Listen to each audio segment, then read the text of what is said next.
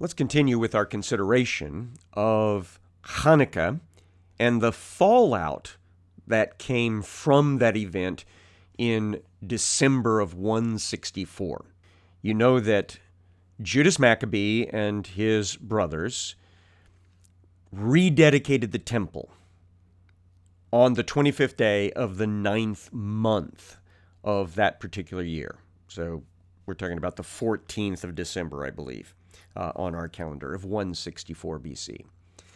And the reaction of Antiochus IV when he discovered this was to be enraged. And he decided he was going to come and annihilate all the religious Jews and probably destroy the temple. And it appears as if God responds by causing him to have something go wrong inside his gut. And then he also, because he's having his charioteer drive so furiously, he gets bumped out of the chariot at speed and breaks himself up. And he realizes he's dying. And according to the records that we've been reading from, he seems to regret that he ever started this war against the Jewish faith and taking on the Jewish God. And then he dies, probably in January of 163.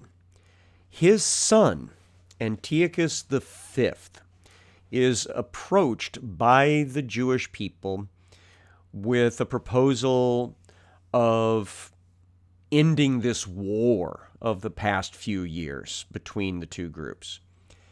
And Antiochus the Fifth seems to be open to that, and even tells them that they have his permission to go back to their homes from wherever it is that they've been hiding out, that they can resume their normal activities, including all of their religious activities. So it almost seems we're going back to the Antiochus the Fourth time period, when the Jewish faith was actually protected by the Macedonian Syrian law. And the Romans are even mentioned in some of these official letters that I cited to you yesterday, as saying that they approved of all this. They liked this idea of the peaceful mindset between the two groups being resumed. And you might ask, why are the Romans involved in this? It's because the Romans are administering the requirements of the peace treaty of Apamea from 188 BC, which basically expects the Greek ruler of Syria to behave themselves and not be an aggressor, not cause trouble, be at peace with his neighbors and even with his own people. And so the Romans have made it clear that they'd sure like to talk more with the Jewish people and become good friends with them. And that will become important in a little bit. So 163 begins with the promise of good things, but it doesn't end that way. Because while King Antiochus V seems ready to let bygones be bygones, the people of the lower Middle East, who have been fighting in this war with Judas and his brothers and other religious Jews, they've lost an awful lot of people. They've lost an awful lot of equipment and personnel and property. And they're not willing to let it go like their new king wants to. And so this is what we read happens next. 2 Maccabees chapter 12, verse 1. But some of the governors in various places, Timothy and Apollonius, son of Gennaeus, as well as Hieronymus and Demophon, and in addition to these, Nicanor, the governor of Cyprus, would not let them live quietly and in peace. The people of Joppa did so godly a deed as this. They invited the Jews who lived among them to embark, with their wives and children, on boats that they had provided, as though there were no ill will to the Jews. And this was done by public vote of the city. So what happens here is some of the places are just saying, no, we're not done with our fight. We're going to keep fighting these Jews. Others, like the people of Joppa, down on the coast, it's right at the edge of Tel Aviv nowadays, these people pretend that they're going along with this return to the old days, to this peaceful relationship between the Greeks and the Jews living in the same areas. And they offer to give naval transport to some of the Jews that are wanting to come back to be at peace. And this is what happens, continuing. When they accepted, because they wished to live peaceably and suspected nothing, the people of Joppa took them out to sea and drowned them, at least 200. When Judas heard of the cruelty visited on his compatriots, so Judas finds out that even though arrangements have been made for a cessation of hostilities and peace treaty between his forces and the forces of the new king, Antiochus V, when he finds out that people are dying still, that's more than what he's going to put up with. It says, he gave orders to his men, and calling upon God, the righteous judge, attacked the murderers of his kindred. He set fire to the harbor by night, burned the boats, and massacred those who had taken refuge there.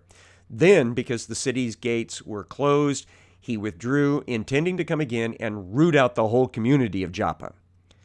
But learning that the people in Yamnia, which is just about 12 miles south of Joppa, meant in the same way to wipe out the Jews who were living among them, he attacked the Jamnites by night and set fire to the harbor and the fleet, so that the glow of the light was seen in Jerusalem 30 miles distant.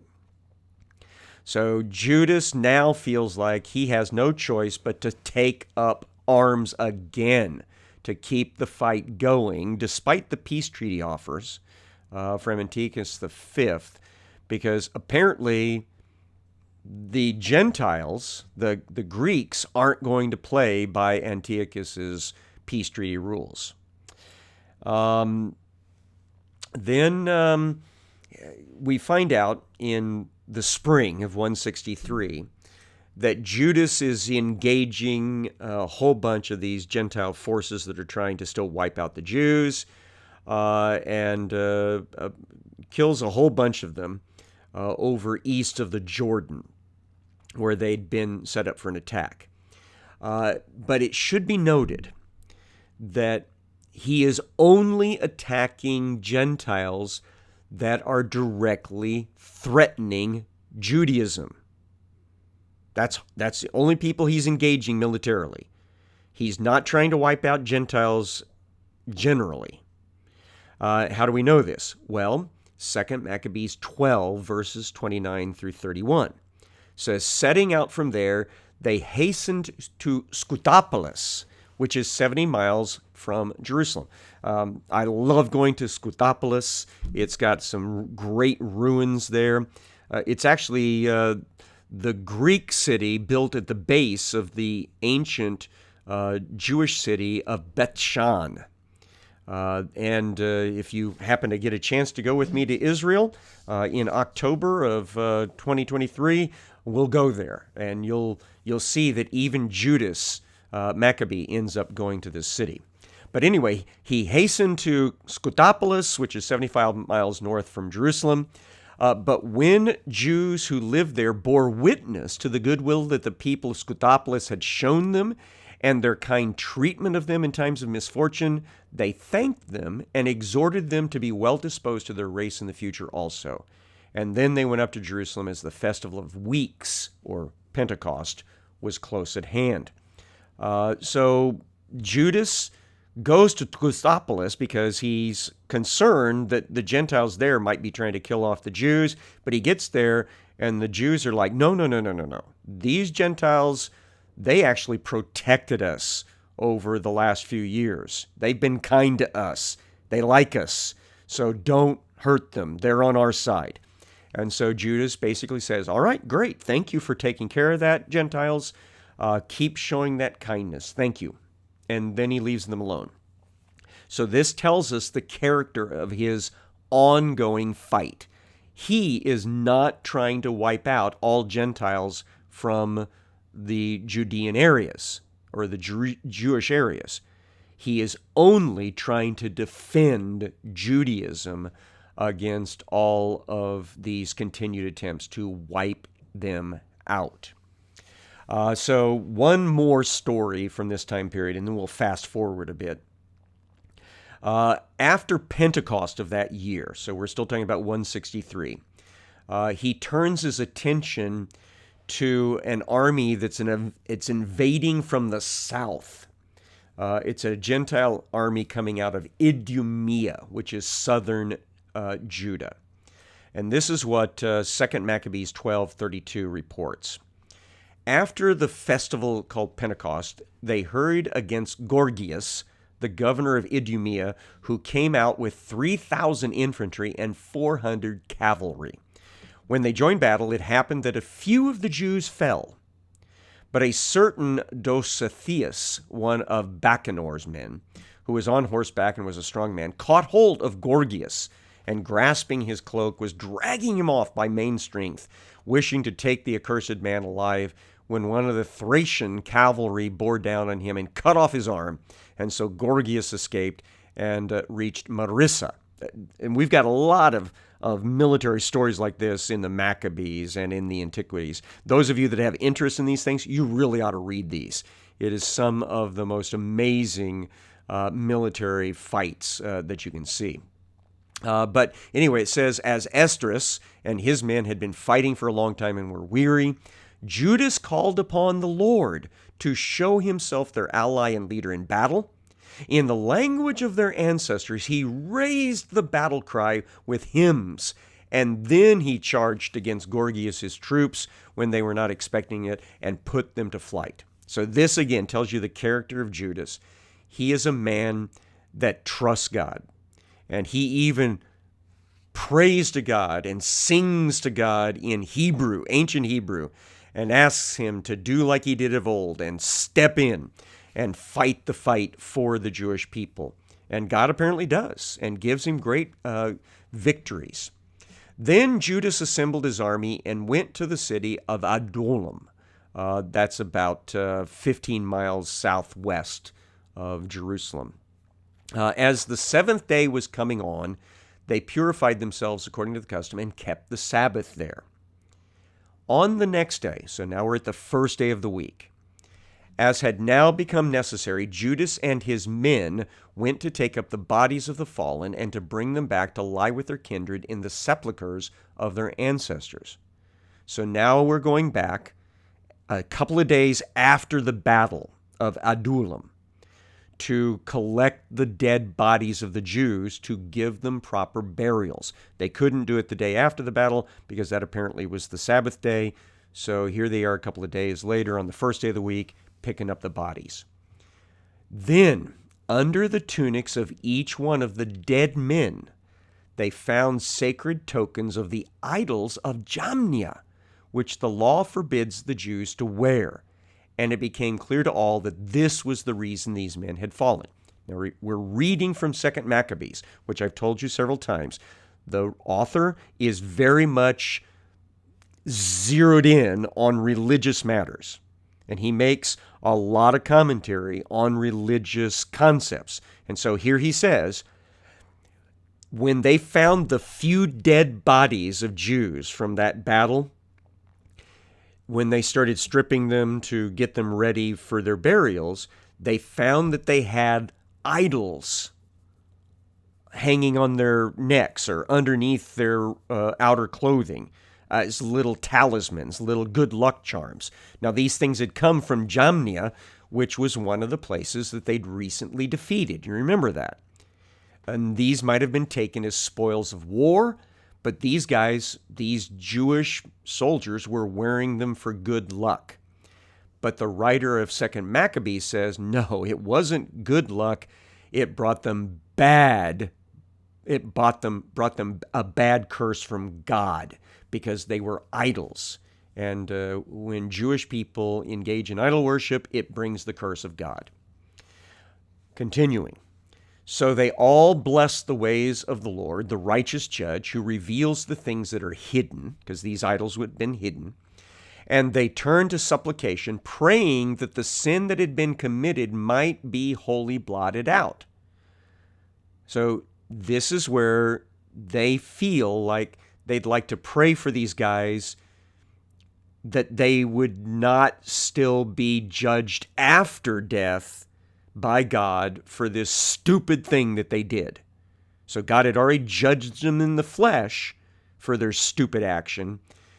These Jews are praying, please God, forgive them for this foolishness and take them into your presence in eternity future. And so the noble Judas exhorted the people to keep themselves free from sin, for they had seen with their own eyes what had happened as a result of the sin of those who had fallen. And so he took up a collection, man by man, to the amount of 2,000 drachmas of silver, that's 2,000 days' wages, and sent it to Jerusalem to provide for a sin offering. So he sends 2,000 days' wages to buy sacrifice animals to be offered on behalf of these dead guys to atone for their sin. Now, why am I emphasizing all of this? Because of what comes next. In doing this, he acted very well and honorably, taking account of the resurrection. For if he was not expecting that those who had fallen would rise again, it would have been superfluous and foolish to pray for the dead. Notice that language, pray for the dead. But if he was looking to the splendid reward that it was laid up for those who fell asleep or fall asleep in godliness, it was a holy and pious thought. Therefore he made atonement for the dead so that they might be delivered from their sin. The book of Maccabees, as I mentioned several times now, was never considered inspired by God by any of the Jewish people of the past. When Josephus is writing in the 1st century A.D., he cites the 22 books of the Jewish canon, what we call the 39 books of the Old Testament. They count things different than we do. He says these are the only inspired books. There are others that have been written since then that are good and important, but they are not inspired. And the Maccabees would be one of the books that he specifically was thinking about, that it was not inspired. So Jewish people have never considered the Maccabees books inspired, ever, not even today. When Christianity comes onto the scene, they automatically adopt the 22 books of the Jewish scrolls as inspired, as their inspired books as well, the 39 books as we know them. And so that's how the Old Testament became immediately, automatically accepted by the church as inspired by God. And then, of course, we have the 27 books of the New Testament written by apostles and prophets that the church identifies very early on. I mean, we're talking about 2nd century lists were already been made that these are the only inspired writings of the New Covenant period. And so the Apocrypha, as we know it, was never accepted by the church as being inspired. The Apocrypha includes the Maccabees, until Protestantism got started. When Protestantism Protestantism got started it actually starts in the 1213s and 1400s. But by the 1500s, when we've got people like Martin Luther going around, the big focus was the Bible is authoritative. It is inspired by God. It is the only source of authority. Rome and the Pope is not the source of authority. The Bible is the source of authority. And so Protestants were really big on demanding the Bible be the only thing that is accepted for matters of faith and practice. And so when Protestants were critiquing Catholic prayers for the dead, then suddenly Catholicism decided that the Maccabees needed to be counted as inspired. And that is the time period in which the Apocrypha became part of the Catholic Bible. And it was specifically because of this section right here, because it's the only place that you can find that even mentions this idea of praying on behalf of the dead and offering sacrifice on their behalf to get them out of the judgment of God into eternal relationship with Him. And so I just bring that up as another reason why there's a distinction between Catholicism and Protestantism.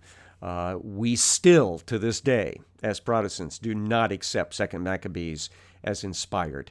I do see it as important, and I mentioned here, I think that these guys were acting with good intentions, but there is no guarantee that any of these guys that died with those idols on their bodies were forgiven by God.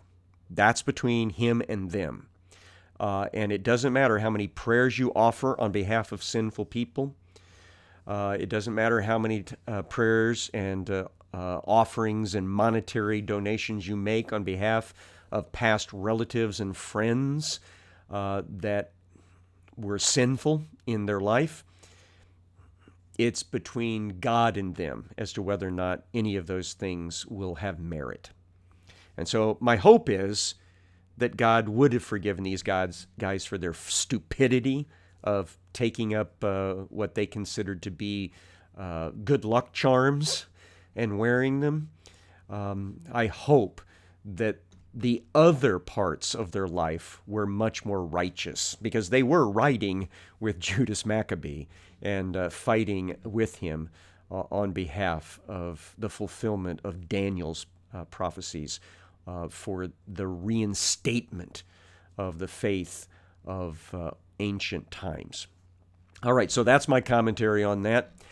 Now, we understand that from 163, 162, 61, Judas is out there. He's just fighting battles right and left. He's always taking on all of these Greek comers, and he's always winning most of the time. Sometimes he has to run away and do hit and runs and things of that nature because his forces are smaller. But in 160, he makes a choice that I have to say I find troubling. And that choice is recorded in 1 Maccabees 8, starting at verse 17. And this is where we're going to wrap up today. And it's important for our future study that's coming up. So it says this: So Judas chose Eupomeles, son of John, son of Achos, and Jason, son of Eleazar, and sent them to Rome to establish friendship and alliance. So basically, at this point in his fight, Judas is feeling worn down. He's feeling that this is going on a lot longer than he'd hoped and intended. And he knows that the Romans are out there, very successful in all of their military fights, and they are already kind of a check on the Macedonian Greeks, always have been. And so he decides to reach out to them. So verse 18, and to free themselves from the yoke, for they saw that the kingdom of the Greeks was enslaving Israel completely. These representatives went to Rome, a very long journey. It's 1,000 miles by air miles from Jerusalem to Rome. So think about sea miles. And they entered the Senate chamber and spoke as followed. Judas, who is also called Maccabees, and his brothers, and the people of the Jews have sent us to you to establish alliance and peace with you so that we may be enrolled as your allies and friends. The proposal pleased them, and this is the copy of the letter that they wrote in reply on bronze tablets and sent to Jerusalem to remain with them there as a memorial peace and alliance. So this is the peace treaty of 160 BC. Verse 23, may all go well with the Romans and with the nation of the Jews at sea and on land forever, and may sword and enemy be far from them. If war comes, first to Rome, or to any of their allies in all of their dominions, the nation of the Jews shall act as their allies wholeheartedly, as the occasion may indicate to them.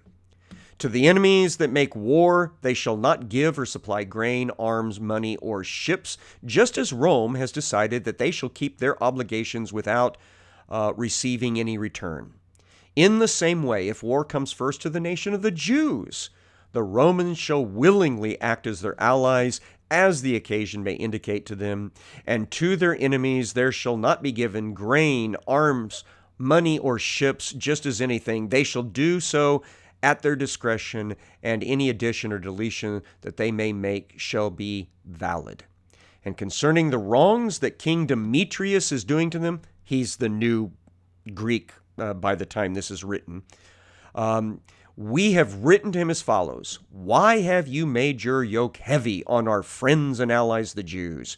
If now they appeal again to help against you, we shall defend their rights and fight you on sea and on land.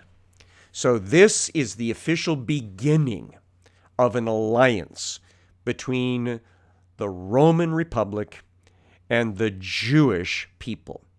And it was initiated by Judas Maccabee. Not very many people know that, but it will play into the relationship between the Jews and Romans later.